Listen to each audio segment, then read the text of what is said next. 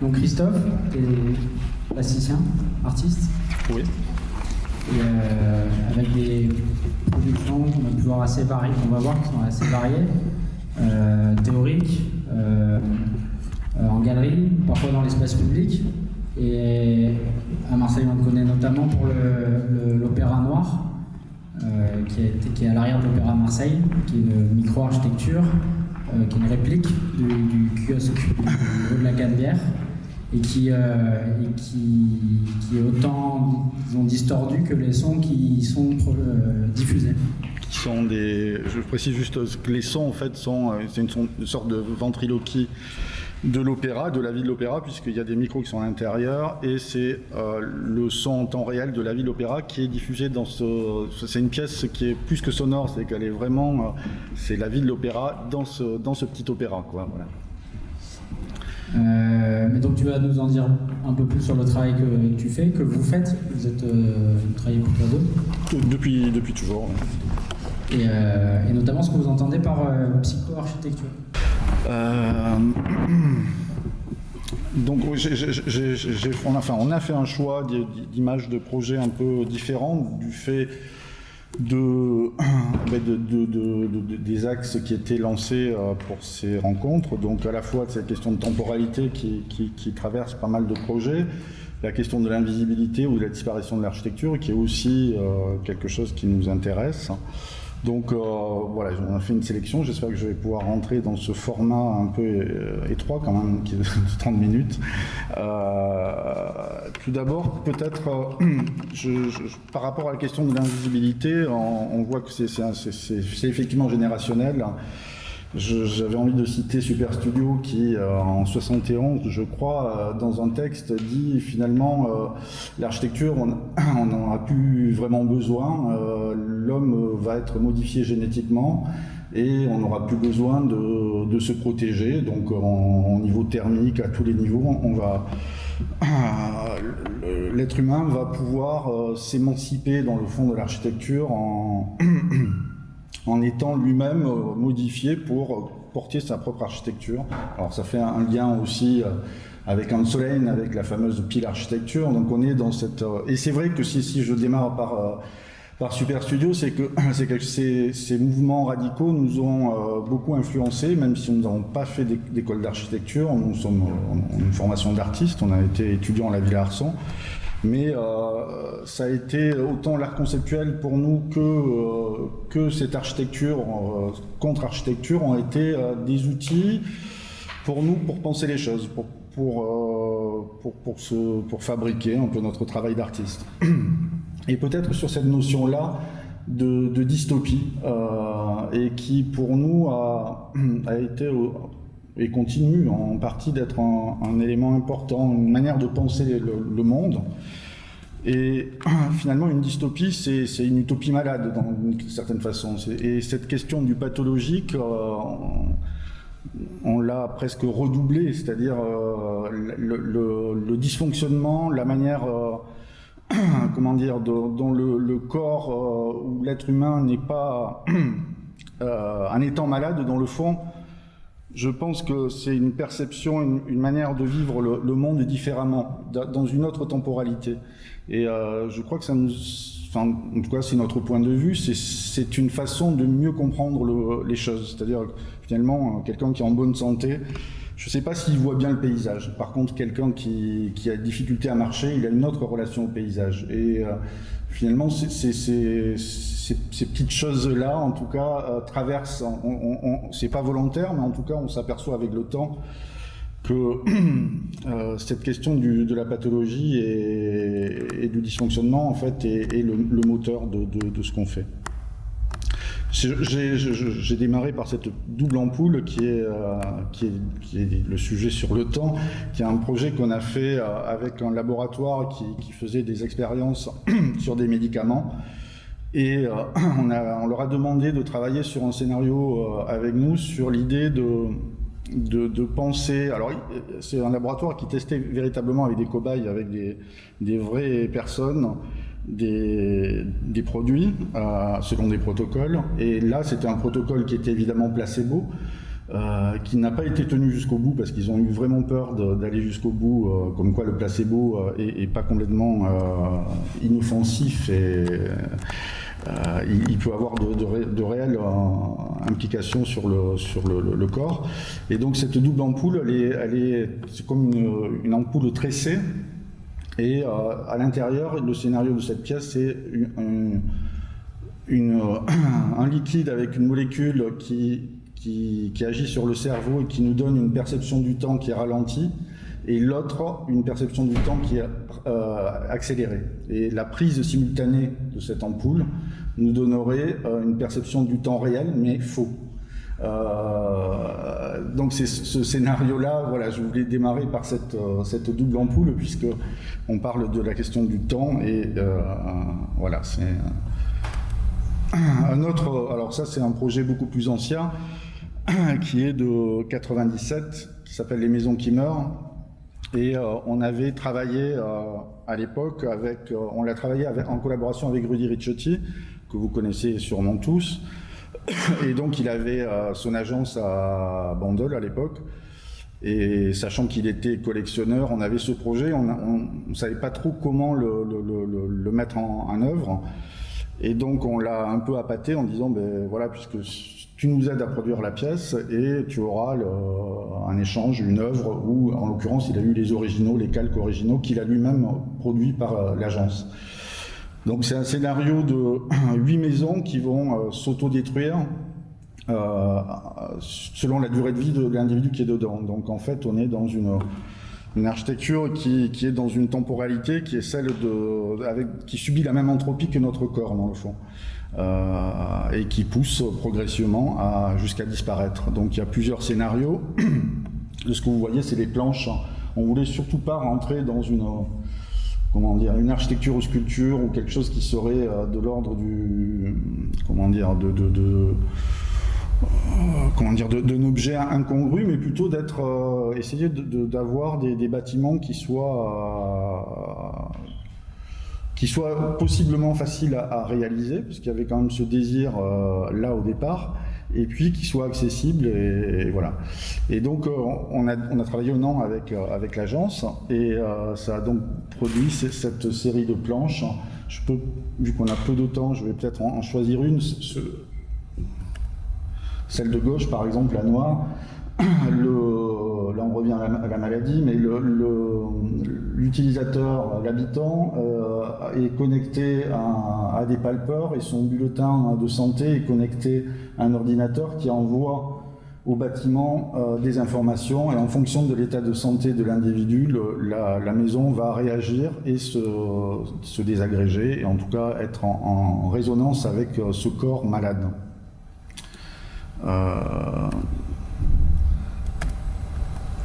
Donc oui, peut-être celle d'à côté, où là c'est l'ouverture de la maison avec une sorte de porte à tambour qui est connectée à des vérins et qui va progressivement, avec le temps, avec les entrées et sorties, tirer sur les parois et progressivement détruire l'architecture.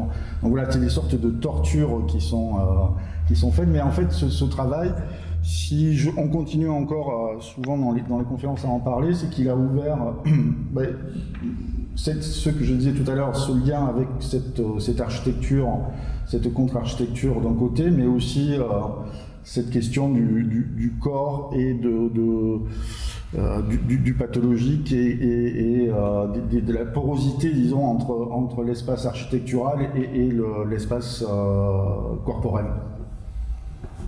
Un peu d'eau.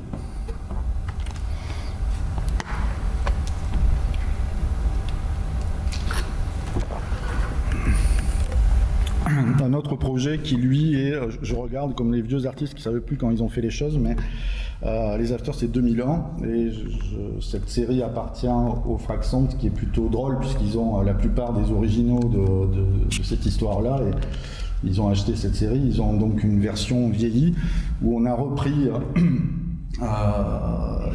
toute cette architecture de papier, enfin, tout au long, il y a des super studios, il y a Archigram, je crois qu'il n'y a pas d'Archizoom, à ma souvenir, et les personnages qui habitaient, qui peuplaient ces utopies ont été vieillies, et donc cette architecture qui est restée finalement, qui est aussi une sorte d'architecture immatérielle, puisqu'elle reste sous forme d'image, on a réinjecté une temporalité à l'intérieur en venant re-questionner aussi qu'est-ce qu'on fait de ces images. C'était aussi une manière peut-être de les sortir d'une relation trop patrimoniale ou trop nostalgique, c'est-à-dire il nous semble en tout cas que dans cette période-là, il y a des hypothèses, des pistes. Je pense que là, François disait ça tout à l'heure, on pense un peu la même chose, qui sont encore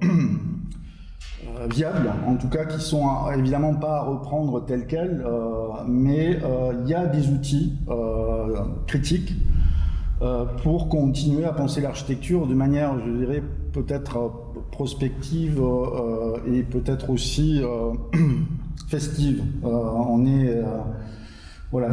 C'est un moment. Voilà, donc ce vieillissement, c'était pas un vieillissement qui était de dire c'est une vieille histoire, c'est une manière en mettant ces vieilles personnes de dire c'est encore vivant. Donc là, on peut reconnaître les super studios.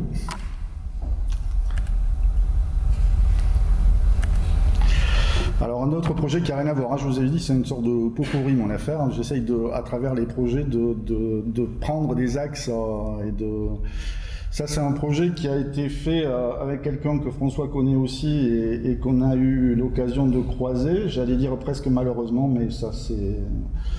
qui est un architecte qui avait monté un projet autour d'une architecture où il souhaitait à ce que l'architecture soit en connexion avec les gens qui étaient à l'intérieur, enfin avec qui il habitait. C'était une exposition qui était au Cordelier à Paris et il a fait appel à nous parce qu'il avait un problème de scénario, d'une certaine façon. C'est comment connecter et comment capter l'humeur ou en tout cas l'état physiologique des personnes tout en pour que le bâtiment réagisse à ces informations. Et ce scénario des nanopollen, on a développé ça avec des scientifiques, était une façon de pouvoir capter l'humeur des gens, donc leur état de stress. On voit, je ne sais pas si vous arrivez à lire le scénario, mais qui était dont on pouvait capter l'état d'anxiété des habitants. C'est un scénario on est arrivé à la limite du faisable. À la fin, on était plutôt surpris. Quand même, il y avait un montage avec plusieurs types de chercheurs et le scénario s'est monté et arrivé à un état, je dirais, de quasi-faisabilité.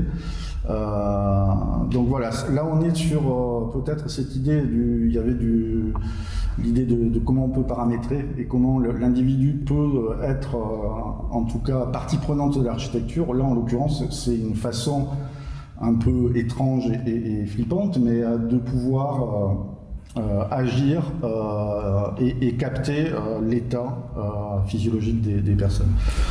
Une autre pièce qui a un peu muté, elle a commencé, c'est un projet qui s'appelle Bulle de confiance, qui a commencé en 2005 et qui a eu une dernière version, celle-ci en 2016, qui est une bulle qui réellement produit de la confiance. On a travaillé à l'époque, il y a presque 10 ans, plus de 10 ans, autour d'hormones de confiance qui étaient l'ocytocine.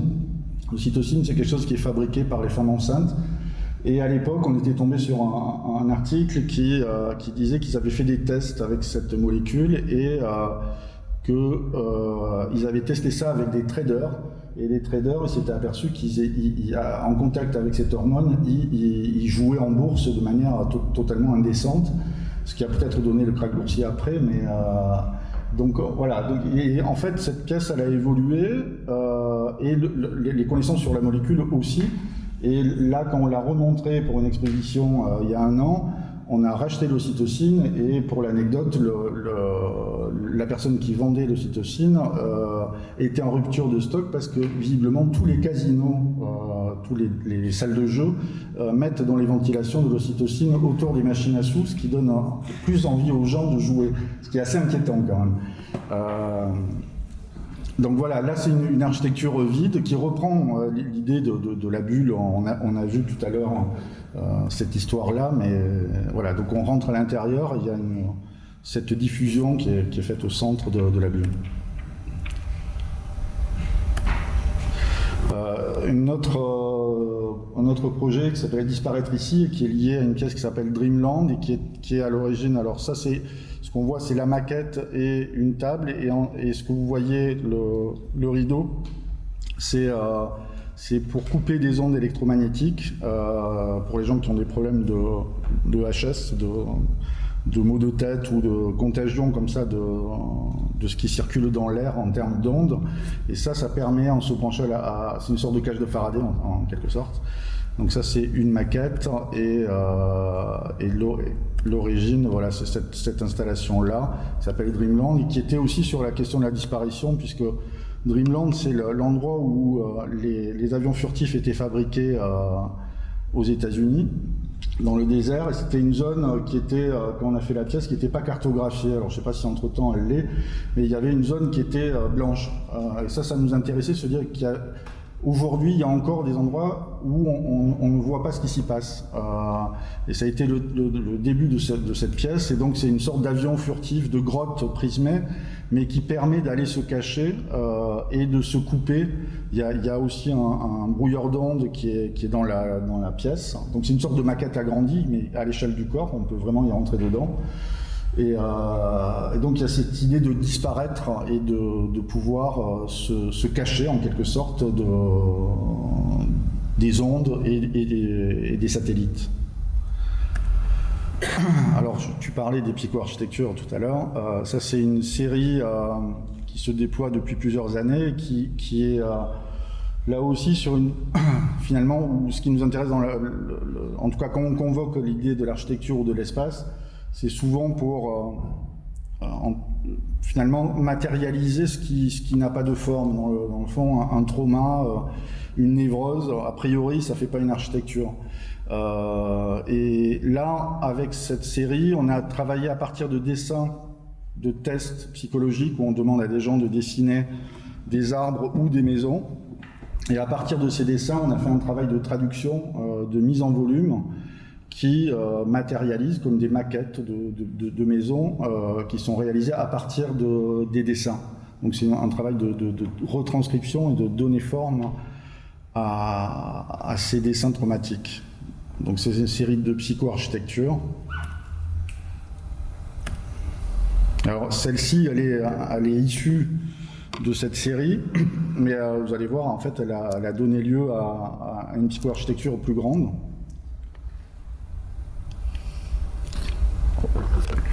C'est un projet qu'on a développé qui est une commande publique à Delme, qui est un centre d'art, la synagogue de Delme.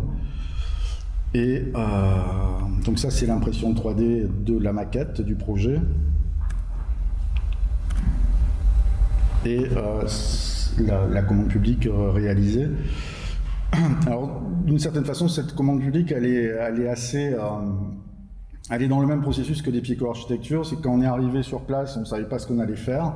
Et puis, en fait, la maison qui est cachée en dessous, puisqu'on a recouvert une maison, était à l'époque un funérarium. Donc on a fait la visite de ce lieu. Il y avait quelqu'un qui était mort pendant le week-end et qui était allongé là, ce qui est assez étrange. Et puis après, en se renseignant sur l'histoire du bâtiment, on a appris que ça avait été une prison, ça avait été une école, il y a une sorte de stratification comme ça de récits qui venait hanter en quelque sorte le site. Et puis il y avait aussi le fait que la synagogue, qui est devenue entre-temps un centre d'art, était une copie de celle de Berlin en miniature. Donc il y avait quelque chose comme ça, des histoires de fantômes qui traînaient dans ce lieu.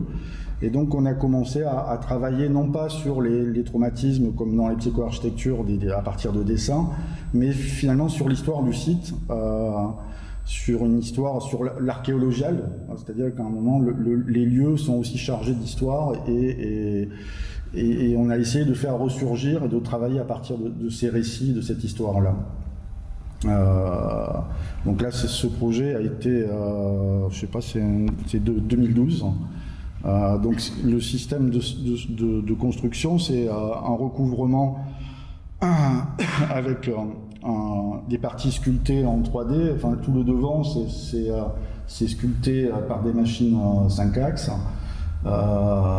Et un système de résine après qui est projeté à même le polystyrène et qui est après peint. Donc on est sur une coque en quelque sorte. La maison est redoublée d'une coque.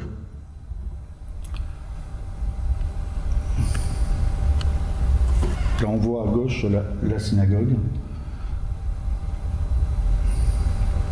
Et il y avait cette idée, enfin en tout cas, je pense que c'est pas une maison d'architecte, loin de là, mais par contre il y a cette étrangeté qui est peut-être propre à la façon dont les artistes font les choses, mais c'est une sorte de maquette agrandie finalement. Il y a quelque chose qui est aussi à la fois étrange et grotesque, qui c'est de prendre parce que si je vous remontre finalement la 3D, on est quasiment dans l'agrandissement de ça.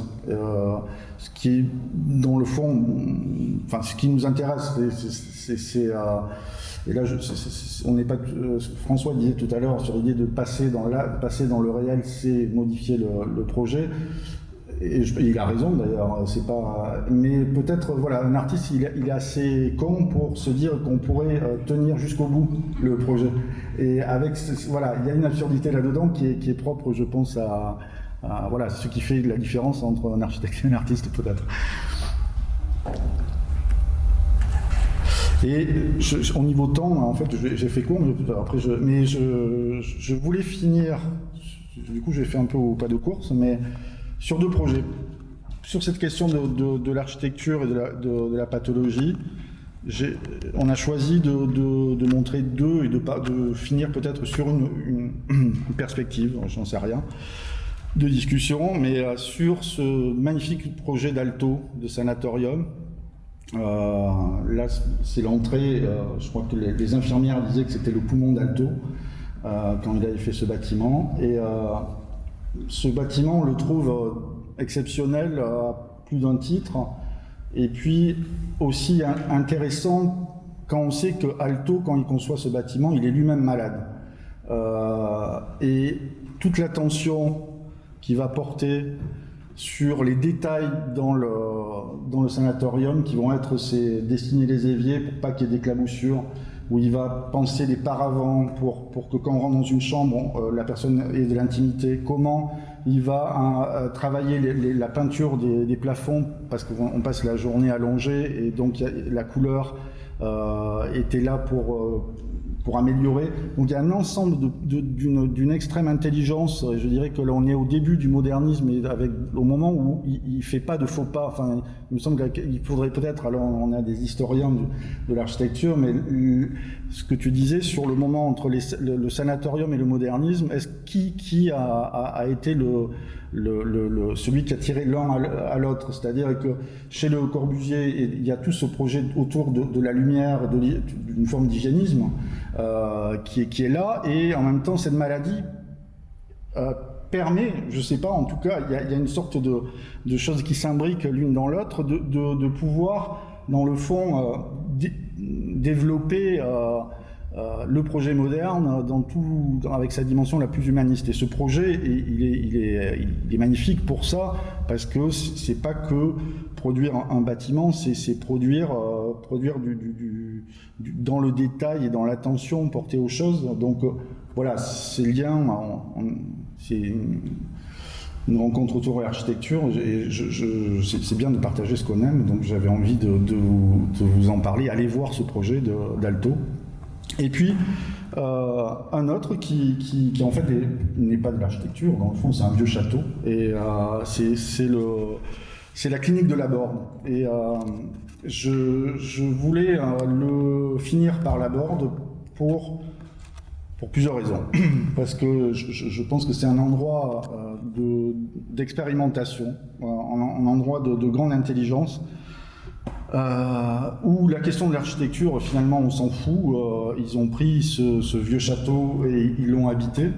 Donc oui, quand même, pour les gens qui ne savent pas ce qu'est la Borde, c'est une clinique qui est en banlieue parisienne où Félix Guattari et Jean Houry et d'autres ont inventé une psychiatrie, ce qui s'appelait la psychiatrie institutionnelle, c'est-à-dire essayer de repenser la question de l'hôpital psychiatrique de façon assez expérimentale, du fait que la Borde, on ne sait jamais si je ne sais pas si ça continue aujourd'hui, mais qui étaient les patients et qui étaient les soignants. Il y avait une sorte de porosité, en tout cas d'échange, personne n'en était plus. Et la manière dont Jean Houry parle de la Borde, moi je crois que les architectes devraient écouter ça, parce que je pense qu'il y a une intelligence des lieux, une manière de faire circuler l'attention, ce que Jean Houry appelle les entours. Il parle toujours des entours, et c'est assez beau ce terme d'entour, c'est tout ce qui est autour de nous et comment on est attentif et on essaie, enfin à un moment il dit en fait c'est créer des situations de hasard. C'est-à-dire que des gens se croisent, ils ne devraient pas se croiser. Et tout ça, c'est pas fait avec un bâtiment d'un architecte, c'est un vieux château. Et moi, ce qui m'intéresse là-dedans, c'est que l'architecture, c'est aussi ça. C'est-à-dire que, et peut-être ce matin, Patrick Bouchain a été cité, et s'il y a quelqu'un qui a, je pense, tiré une réflexion de ça, c'est peut-être lui. C'est-à-dire que finalement, l'architecture, c'est aussi les gens. Comment on travaille avec les gens, comment on les met en dialogue, en circulation les uns avec les autres. Et que la question de l'architecture, et c'est peut-être là où je bouclerai sur cette question de la disparition, il y a une architecture, mais elle n'était pas faite pour ça. Et finalement, à un moment, et ça, je reviens un peu sur ce que disait François, c'est aussi c'est qu'on fait avec ce qui est là, et si on le fait intelligemment, on n'est pas obligé de faire des bâtiments compliqués et complexes.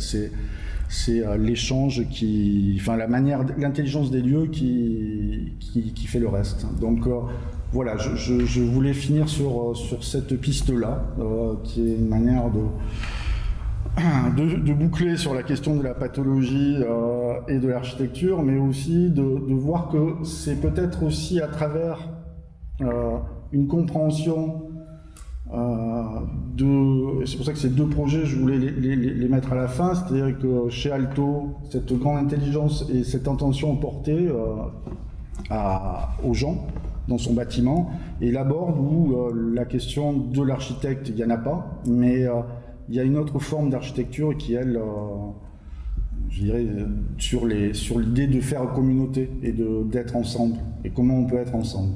Voilà. Je vous remercie.